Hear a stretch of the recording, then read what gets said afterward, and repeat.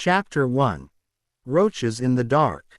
Star hated coming home. It wasn't that the apartment on Broad Street was the worst in Hartford, though, if there had been an official contest, Star was confident it would place in the top 5.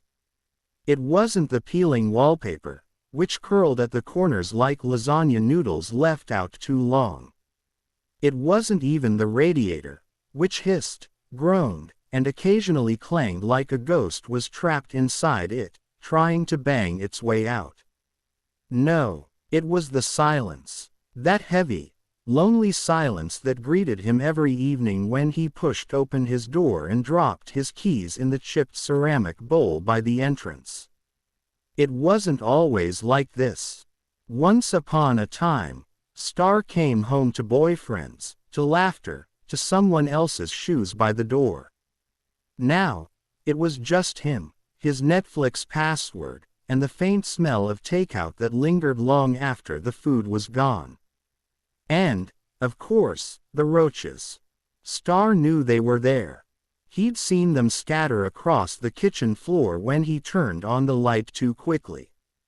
He pretended not to notice, because to acknowledge them felt like acknowledging just how low he'd sunk.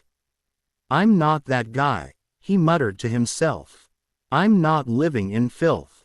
It's just an old building. Everybody in Hartford's got roaches." But that night was different. Star shuffled into the kitchen, carrying a bag of takeout lo mein. He was humming something tuneless to himself when he caught a flicker of movement by the sink. He froze. "Don't," he whispered. "Don't you dare." A glossy brown roach crawled out from under the dish rack, bold as daylight, and stopped in the center of the counter. It looked right at him. Star swore its antennae twitched in disapproval, like an old aunt about to lecture him. And then, in a voice smoother than it had any right to be, the roach said, "Star, my man, we gotta talk." Star dropped the takeout bag. Noodles flew. The container of duck sauce burst like a tiny grenade against the cabinet. What?"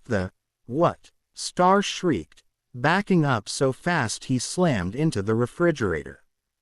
Nope, I'm hallucinating. I knew I shouldn't have had that second gin and tonic at happy hour." The roach tilted its little head. "Relax. You're not hallucinating. You're chosen." "Chosen?" Star's voice cracked. "Chosen for what?" "To be spoken to by the divine," the roach said, with the gravitas of a preacher about to pass the offering plate. "Name's Clarence. Leader of the colony." Star blinked at it, chest heaving.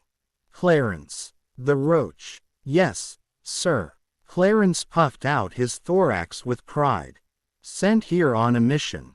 You've been ignoring the other signs, so God had to send in the special unit."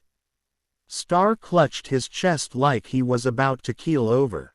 "Oh my God, I've lost my mind. I'm talking to a cockroach." "You're not losing your mind," Clarence said, wagging his antennae like a finger.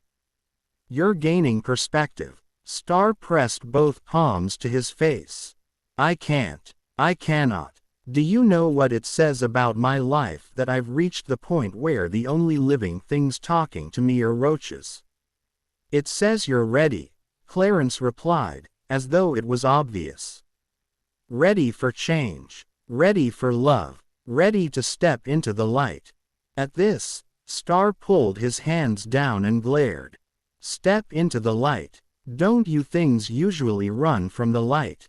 "Details," Clarence said, dismissive. "Look, we're survivors, Star. We've been through fire, flood, and exterminators with cans of raid the size of bazookas. If we can keep going, so can you." Star laughed, but it came out shaky.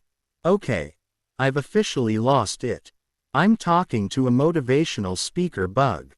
What's next? You gonna give me a TED Talk on resilience?"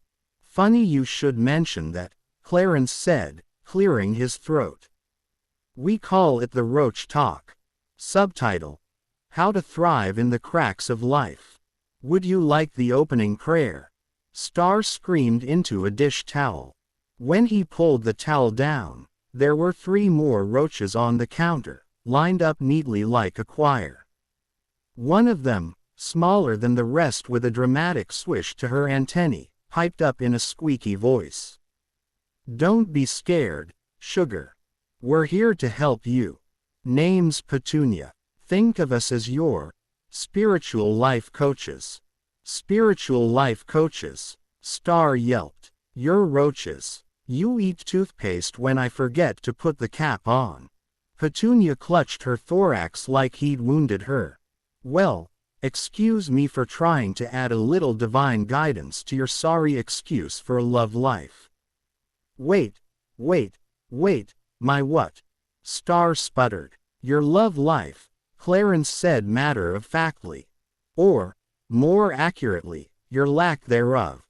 That's why we're here. You've been hiding from the world, living in the dark like us. But you're not meant for shadows. You gotta move toward the light." Star just stood there, mouth open, staring at the tiny preachers on his countertop. Clarence twitched his antennae. "So, you gonna listen this time? Or do we need to start singing hymns?" Star fainted right into the spilled lo mein.